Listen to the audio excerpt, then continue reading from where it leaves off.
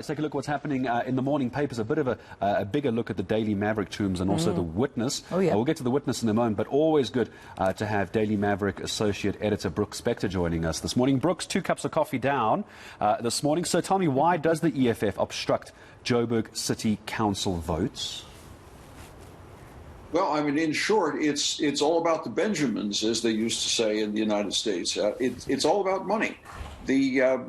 The committee, the particular committee that we're talking about, is the what do we call that committee there? Public Accounts Committee, which is the main oversight of the budgets of the government and which has therefore immense power. And the EFF seems to want its candidate to be chair, and as opposed to the DA or anybody else. And as a result, the city council movement to setting up all of its various committees and governance is stalled. And if that happens, the people who are most affected by this, of course, are you and me, because we live in Johannesburg, and if the city cannot manage its affairs properly, then we're the losers. And another story that I see you highlighting there is of the late actor, legend Patrick Shai. Interesting headline there, Brooks. Patrick Shai, actor, activist, and a natural on stage, but a man not always at peace with himself. Yeah, no, I mean, it was a sad thing to have to write. Patrick, of course, had been a star on stage, on film, on many different television programs over the years, and at one point had made a particular effort to be honest and frank about his own version of gender-based violence. And as a result, this was something that was obviously within him, and toward the end of his life, picked a fight with a popular music figure, and then ended it. And it's a sad way to come to a conclusion, but I think my final reaction to it was we really have to remember him for the extraordinary contribution he made on live stage, on film, on the small screen, in giving characters a real life and vitality. And in fact, in one of those guises, it was built around the kind of admission that he had made about his own behavior, and it was the more poignant as a result. And I think I remember him particularly for his role early on in his career in the drama Sophiatown back in the 1980s, and then in that wonderful film Taxi to Soweto in the early 1990s. Right. It's a titan in local acting, I think even globally acclaimed as well. I don't think many people would argue with that. Brooks, we're going to talk about The Witness in a moment, but before I do that, so I just saw the pop-up on the Daily Maverick, 4 days until part 2, Tumza, of the State Capture Report to be released. Volume 2 of the trilogy.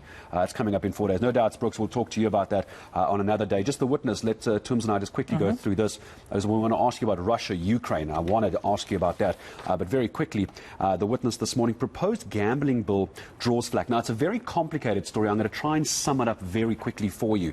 The betting industry players in KZN are predicting widespread financial ruin and job losses. It's all got to do with bets being made, obviously when there are winnings for people who've made good bets. 6% is paid over in taxes, essentially. 3% of it going to the fiscus or to government, and 3% is going back to the company hosting the betting. Now there's this proposed bill that could see losses to the company that owns the betting rights, which could then mean less winnings for bettors. It's quite complicated, but if you are a gambler down in KZN, this proposed bill, let me give you the full name, Proposed Gambling and Betting Tax Amendment Bill, could lead to financial ruin and, of course, even job losses. That's their one headline.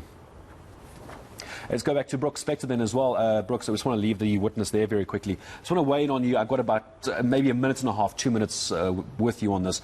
Russia and Ukraine. We're all sitting here in South Africa. Obviously, we aren't directly affected, of course, but there's a lot of international players that believe this could become a huge, huge issue. How keenly are you, as an international relations expert as well, watching this? Well, to be honest with you, we're watching it with enormous interest. I have to pay attention to every single jot and tittle and wiggle of the discussion. Boil it down, Russia would like to have much more control over Ukraine, which of course has been an independent country since the beginning of the 1990s. They would like to make sure that Ukraine does not get to join the EU or NATO. That infringes on its sovereignty, and the Americans and NATO appear to be firmly in favor of keeping it, at least the possibilities of joining European and other institutions alive, but most importantly, underscoring and protecting Ukraine's sovereignty. The local aspect, and there is one, and we shouldn't forget this, uncertainty and possible conflict like this roils the stock markets, and it affects the rate of exchange for currencies, especially emerging market currencies, middle income countries like South Africa. Well, it's one to know, definitely, and also the Ukrainians that have to bear the brunt of what's been happening between Russia and Ukraine. Brooks, Spector, thank you for your time this morning, and I appreciate you, of course, analysing some of the stories you'll be focusing on, or you have already, in the Daily Maverick. One day I'm sure we're going to try and get someone who's worked in the region over in Russia to give us their thoughts. I wonder who that is. On what's happening as well. We're going to find someone there. You might not know this, but our little Tumelo Mothotoane worked in Russia in her previous life. One day we're going to talk about Russia. Trying to send me back. We're going to do it. Will you go back? Okay, so Tums are going to Russia for us.